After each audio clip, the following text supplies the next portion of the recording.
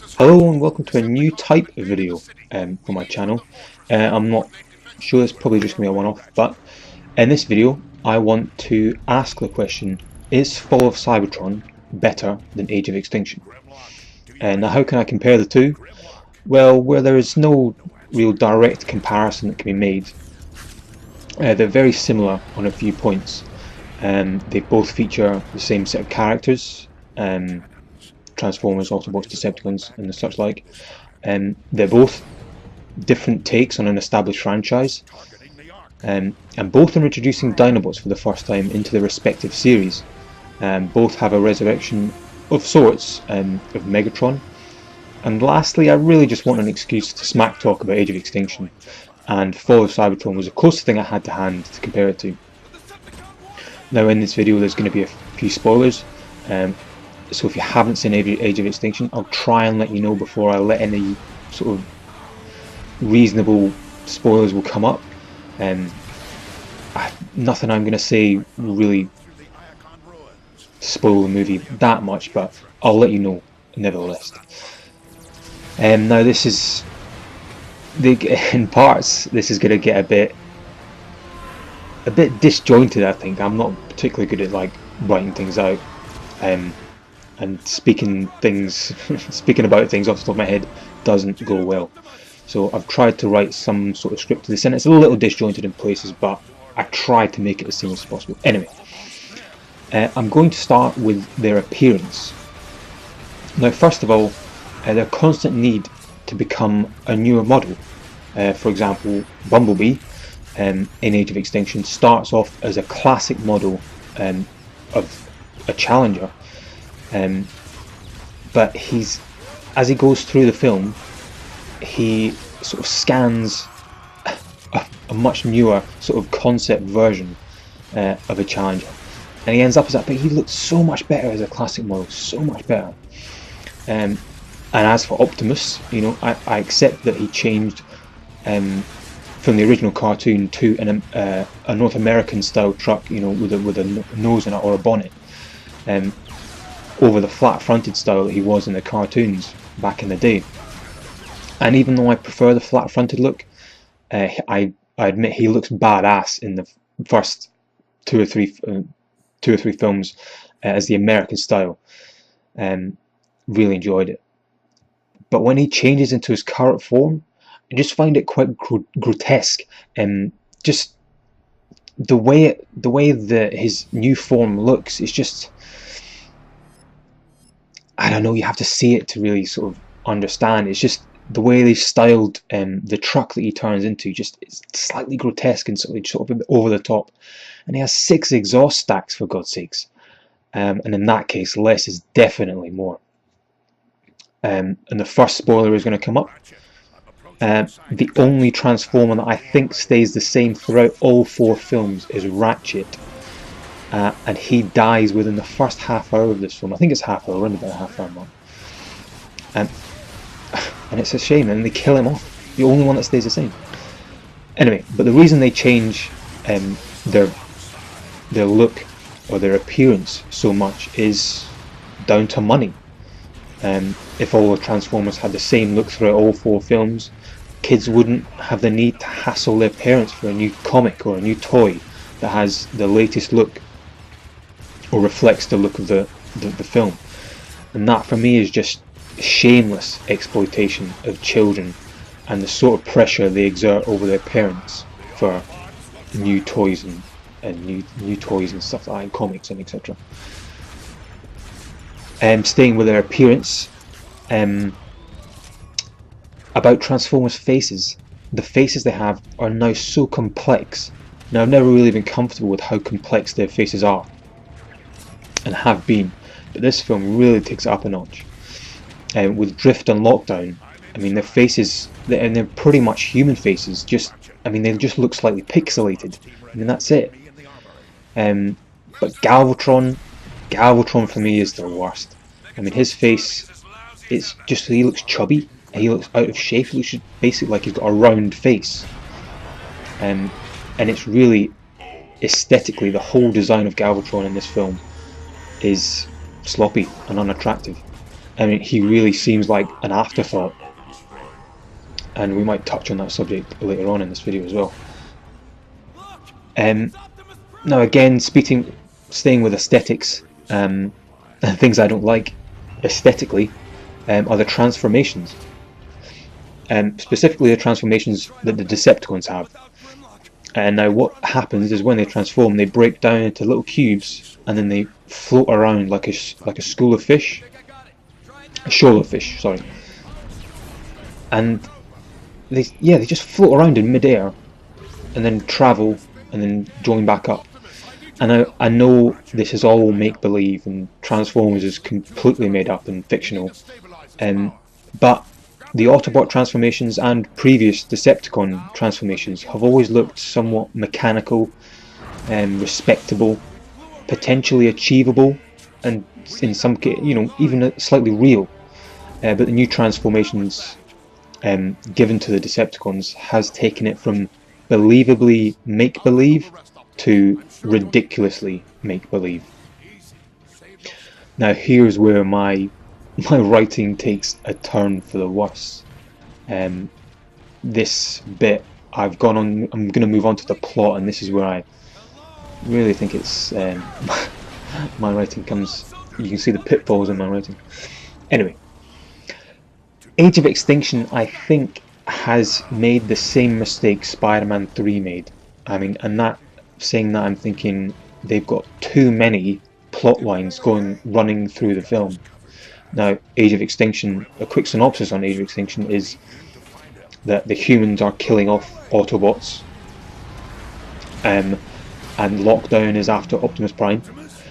Lockdown is working alone as a bounty hunter for the creators, but is also allied with a human. Like I said, Lockdown is after Optimus, but he will take him at all costs. And the Decepticons in the film just seem like an annoyance, an afterthought caught in the middle of it all. Now that for me is too many cooks spoiling the broth. And now, bear with me on this. This is going to sort of go off on a wee tangent. But there are only really two Decepticons with a face, Galvatron and Stinger. Stinger being the Pagani Huayra. And the rest are just faceless grunts, or have such little camera time that they aren't worth mentioning by name. I mean, I don't mind characters outside the Autobots and Decepticons coming into the plot, coming into the mix. But the film's major plotline should surely be about the never-ending civil war between the two factions of Cybertronians, and the deadlock between the immovable object of Optimus Prime and the unstoppable force of Megatron.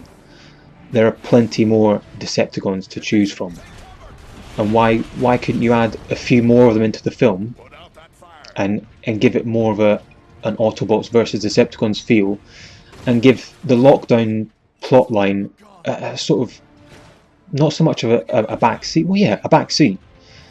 Make it sort of the secondary plot instead of the primary plot, if you know what I mean. Now Lockdown is a big part in the film, and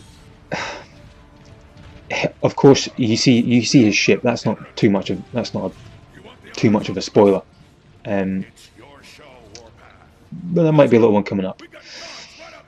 And there are many nods to the original film and the series throughout all four of the live action films, but Lockdown ship, I think, is a nod to Unicron from Transformers the movie. They both look like they have the same sort of jaws, if you know what I mean. If you have seen Transformers the movie, you understand what I'm talking about.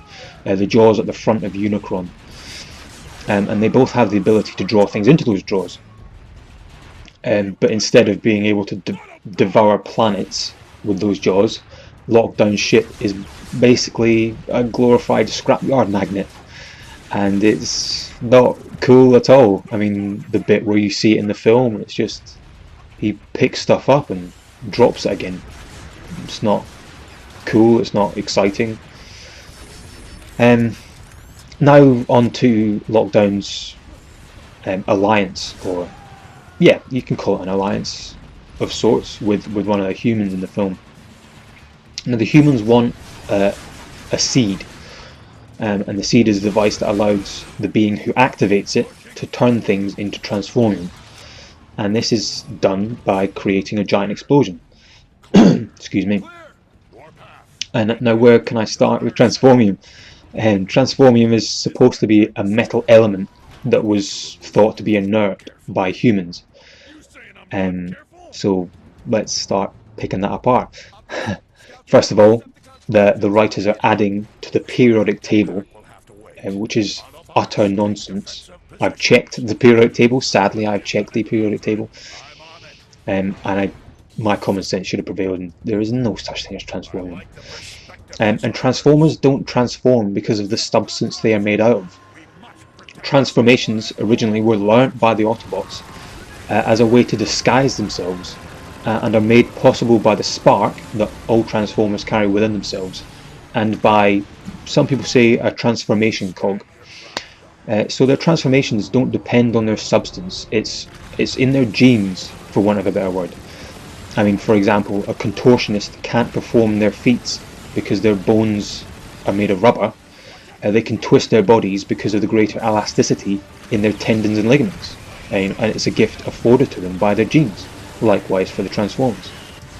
So basically, transformium is bullshit. So let's turn our attention to the creation of transformium. The seed that the humans acquire supposedly has the explosive capabilities of a nuclear warhead, and it will turn everything in its blast radius into transformium. First of all, a blast that size wouldn't preserve everything in transformium statues, it would blast it all away. And I say preserve everything as transformium because in almost, well, I'm not sure when it is in the film, it's very early on in the film, we're treated to a little sequence that shows what we learn are the creators coming down to Earth and, well, just making the dinosaurs extinct, and you see all their skeletons are basically transformium statues. And now that brings me relatively smoothly onto the Dinobots. And for something so integral to Paramount's promotional campaign, it surprises me how little they feature in the film. And we've got another plot spoiler coming up. They're called upon right at the death of the film by Optimus to help the Autobots turn the tide in a battle against the faceless, nameless Decepticons. The screen time isn't really the only thing that annoys me about them. I mean, I would have expected much more of the film to focus on the Dinobots.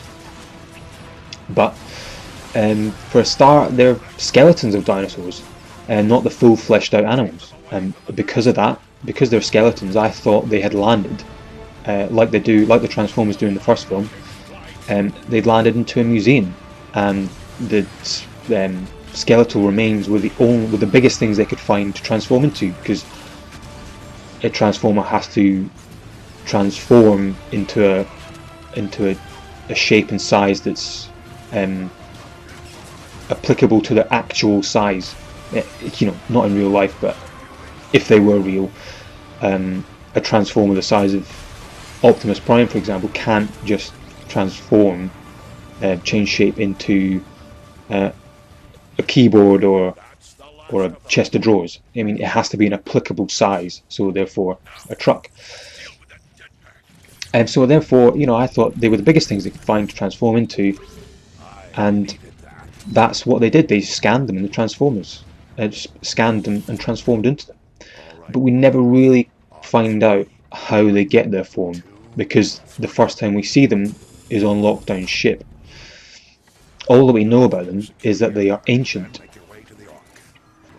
And that's all well and good until you start to think, if they're ancient and they took the form of dinosaurs, and presuming that those dinosaurs are from planet Earth, then the Dinobots will have to have seen dinosaurs in order to scan their appearance. So why do they appear as skeletal forms instead of a complete dinosaur? It just doesn't make sense, it doesn't add up. And also, the fact that Optimus has to persuade Grimlock and his team to fight for the Autobots, it's a disgrace. I know Grimlock and Optimus don't see eye to eye, but the Dinobots are on the same side as the Autobots, and at the end of the day, they will fight with them without the need to beat them up first. Now we move on to the Dinobots' speech, or lack thereof. Taking the fact that Dinobots are ancient, I can understand why they don't speak English, but they don't speak at all. Not even an ancient form of Cybertronian, not even like the Decepticons did in the first film, where we had subtitles because they were speaking Cybertronian. My only explanation is that they all ended up like Bumblebee and all had their voice boxes corrupted or whatever, and they don't have car radios to speak through. That's the only reasoning I can come up with. And my final, but by far the biggest point on the Dinobots is they get ridden. I mean, it's a joke. I mean, there is no way Grimlock would allow Optimus to ride him into battle, let alone whip him. He whips him with his sword like a jockey riding a horse. That would never ever happen. It is, I believe it, sacrilege. It is truly terrible. And so the next point on my agenda is Optimus Prime, and I believe that the writers have missed the mark with his attitude throughout the whole film by a long shot. Now, quite early in the film, Optimus has discovered that a human, is selling the Autobots out to be killed for his own personal gain. And at this revelation, Optimus states that if he finds said human, he will kill them. Now, Optimus would never say or do any such thing. Optimus Prime is a being filled with empathy, compassion, and has an incredibly strong sense of right and wrong. He's also wise enough to know that killing someone will get him nowhere and bring nothing but pain to whatever situation they're finding him. And the fact that sentence made it into the final draft of the script is an insult to fans. I mean, true fans of the Transformers franchise. It really is. Now, as outraged as I am with the threat of murder issued by Optimus Prime, I believe they put it into the film for one purpose. And that purpose is so they could have a human character give Optimus a pep talk. A speech about being human and making mistakes, and seeing past the few bad eggs in humankind to all the good that lies beneath. And if it weren't for those mistakes, many good or even brilliant things would never have been discovered. Now, Optimus Prime is a hugely intelligent being and will for sure know all of that, and is probably seeing the end game where humans can live in harmony with Transformers and not just go around killing them for scrap metal. Now, intelligence I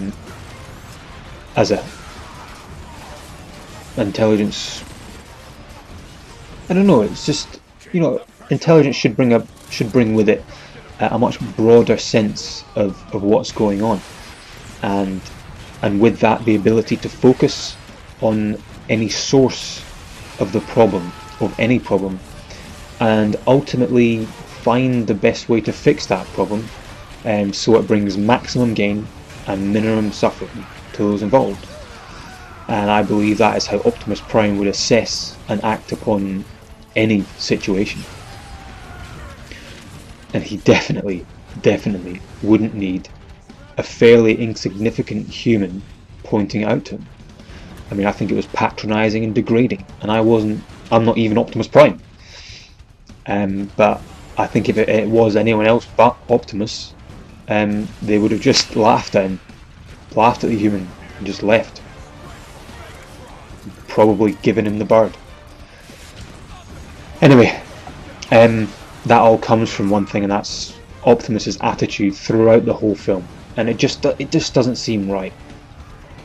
Like I said, it's as though his attitude has changed for the fourth film. He's much more himself, as it were, in the first three, and that's, like I said earlier, because the writers have missed the mark on his personality and attitude by a long shot. Now I want to just squeeze a little something about product placement into this video. And this is gratuitous at the best of times in big Hollywood blockbusters, but this film just takes it to another level. And I think it's only second to the internship for shameless advertising for the contributors of the film's budget. In Age of Extinction, product placement is at its absolute unnecessary, in-your-face worst, when Mark Wahlberg has crashed into a car via a lorry carrying Bud Light. And then, when asked a stupid question by the car's owner, he acts in an over-the-top fashion and opens a bottle on the guy's door and drinks some in a sort of act of defiance. Now, it's a scene that is completely unnecessary and is only in the film because Budweiser have contributed a vast amount of money, no doubt, towards the film and the film's budget. I mean, usually product placement is subliminal and unobtrusive, and you probably won't realise it's in a film, but this was so brash that you just couldn't help but stop and think. Just, that was completely uncalled for. And he's drinking light beer. Who drinks light beer? He should be drinking a proper beer, a man's beer. And beer like Best, Belhaven Best. If you haven't drunk Belhaven Best and you're of age, try some. If you're underage, don't. Wait. Anyway, now on to sort of the broader picture. I mean, I think all the live action films contextually are poor. I think they have flimsy plot lines, discrepancies between names. There's too much flesh and too much about humans and not enough of the Transformers. But as standalone films, they're not bad. They allow for a certain amount of escapism, just to be able to kick back and mindlessly watch some big badass robots kick lumps out of one another with a huge smile on your face. It speaks volumes for the films. They're good fun. I mean, all the first three films managed to do this for me. They also made me feel empathy towards the Autobots and the want to support them. But Age of Extinction managed neither. I smiled maybe once throughout the whole film, and not once was I on the Autobots' side. And credit has to go to the filmmakers for making a film so uninteresting and unengaging. And the moment in the first film where Blackout lands at an army base and is ordered to shut down, then proceeds to transform and wreck the place, that moment gave me goosebumps, and still does. But the franchise has been in steady decline from that moment on. It really is a sad state of affairs. And it was a fairly calm rant there, but now I've sort of finished to the ranting. I want to go on to answer my original question, and why I think Fall of Cybertron is better than Age of Extinction. Well, first off, I think Fall of Cybertron is free. I mean, it's free to be whatever it wants to be. It's not bound by corporations handing vast sums of money for their product to be featured. And I believe when that happens, it limits your creative scope. It limits the writer's creative scope. It's also not bound by the need to include a human influence, i.e. Sam Witwicky and Mark Wahlberg, I've forgotten his character's name, it was that interesting. It doesn't need that human influence for the audience to relate, if you know what I mean. And Fall of Cybertron managed to have an engaging plotline with moments of empathy, moments of anger, moments of joy, because the makers have had free reign to use their imagination to make something different, but not something so different it doesn't feel familiar. Fall of Cybertron, like the films, doesn't follow the original Transformers lore, but at the same time it doesn't feel a million miles away from Gen 1. I mean, the games have tweaked the lore so it's almost a tangible alternative, and the films feel just like complete bastardizations of the original Gen 1. And I've tried to think of an analogy, but this is, again, it's quite convoluted and you'll have to use your imagination to apply it. But Gen 1 and the War for Cybertron and Fall of Cybertron games, they feel like twins, if you know what I mean. I mean, they're different, but they're ultimately the same thing. Whereas the films, 1 through 4, are like the ugly stepbrother. If you know what I mean. They share the same genes, but it is a completely different person. And I think ultimately the games prove what can be done when you're trying to introduce Transformers to a new generation of children. I mean, they've created an interesting, imaginative and enjoyable world that is close enough to the original to please diehards like myself and other fans, but given the creators enough creative license to flex their imaginations to try and draw in newcomers to the franchise. And they've done it on a fraction of the budget that the films will have had. I mean, the films are aimed at one market, and that is youngsters. And in doing that, I believe that they have alienated the lovers of the original series. I mean, almost to completion. All I can really hope for is for someone to do with Transformers what Christopher Nolan did with Batman, and that was rescue it from a deep, dark, farcical cavern that was Batman and Robin. And really, only one person can change this. It's you and I. We can change this. We can make our feelings known, and the only way to do that is to vote with our wallets and not buy Age of Extinction on any format. Then Paramount might get the picture and change the film franchise for the better. So, thank you very much for watching. I feel so much better now I've got that off my chest.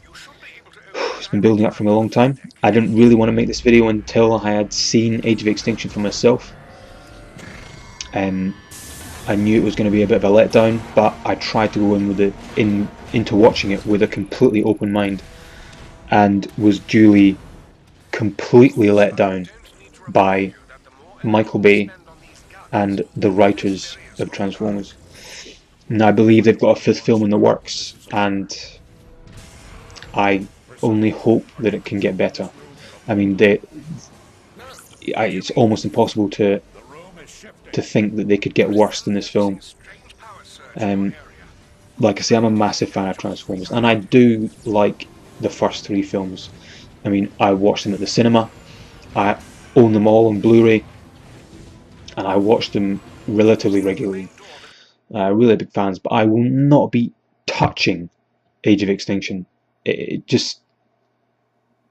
is just too much.